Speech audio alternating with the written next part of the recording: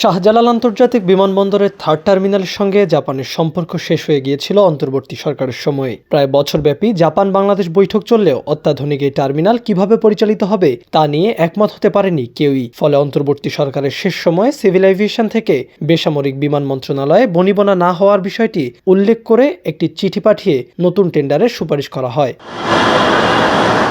তবে দৃশ্যপট পাল্টে যায় নির্বাচনের পর। বিএনপি সরকার ক্ষমতায় আসার প্রথম সপ্তাহেই প্রধানমন্ত্রী বৈঠক ডাকেন থার্ড টার্মিনাল নিয়ে। সভায় প্রধানমন্ত্রীকে সিভিল এভিয়েশনের পক্ষে থার্ড টার্মিনালের বিস্তারিত জানানো হয়। বলা হয়, বনিবনা না হওয়ায় জাপানের সঙ্গে চুক্তি ভেস্তে যাওয়ার বিষয়টি। এমন অবস্থায় আন্তর্জাতিক টেন্ডারের সুপারিশ দেওয়া হয়, তাতে আগ্রহী কোনো বিদেশি কোম্পানি প্রতিযোগিতা করে এই টার্মিনাল পরিচালনার দায়িত্ব নেবে।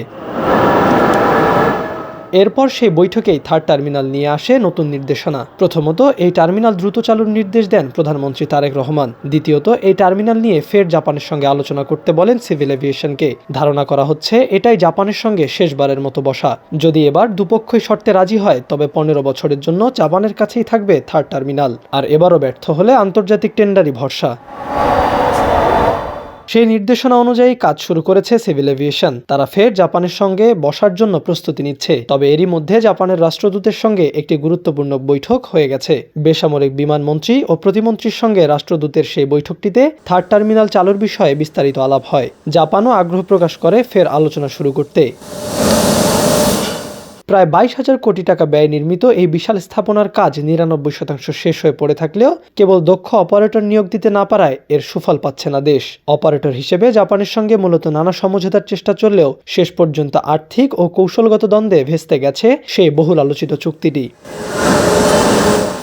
মূলত রাজস্ব ভাগাভাগি বা রেভিনিউ শেয়ারিং মডেল নিয়ে দুপক্ষের বিপরীতমুখী অবস্থানই এই অচল অবস্থার প্রধান কারণ হয়ে দাঁড়িয়েছে। সুমিতার্মো কর্পোরেশনের নেতৃত্বাধীন জাপানি কনসোর্টিয়াম আন্তর্জাতিক মানদণ্ড অনুযায়ী মোট আয়ের একটি নির্দিষ্ট অংশ দাবি করে আসছিল। অন্যদিকে বেবিচক শুরু থেকে ভারতের আদলে কেবল সার্ভিস ফি প্রদানের মডেলে অনড় ছিল। বাংলাদেশের পক্ষ থেকে প্যাসেঞ্জার সার্ভিস ফি এবং কমার্শিয়াল প্রফিটের মতো আয়ের প্রধান উৎসগুলো নিজেদের নিয়ন্ত্রণে রাখার প্রস্তাব দেওয়া হয়, যা জাপানি প্রতিষ্ঠানের ব্যবসায়িক শর্তের সঙ্গে সরাসরি সাংঘর্ষিক।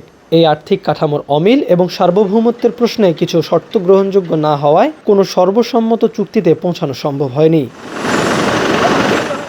আর্থিক জটিলতার পাশাপাশি অপারেশনাল নিয়ন্ত্রণ ও নিরাপত্তা ব্যবস্থাপনা নিয়েও দুপক্ষের মধ্যে ছিল গভীর মতভেদ। বেবিচক কর্মকর্তাদের মতে প্রতিষ্ঠানটির কিছু দাবি রাষ্ট্রের কৌশলগত নিয়ন্ত্রণকে চ্যালেঞ্জ করছিল।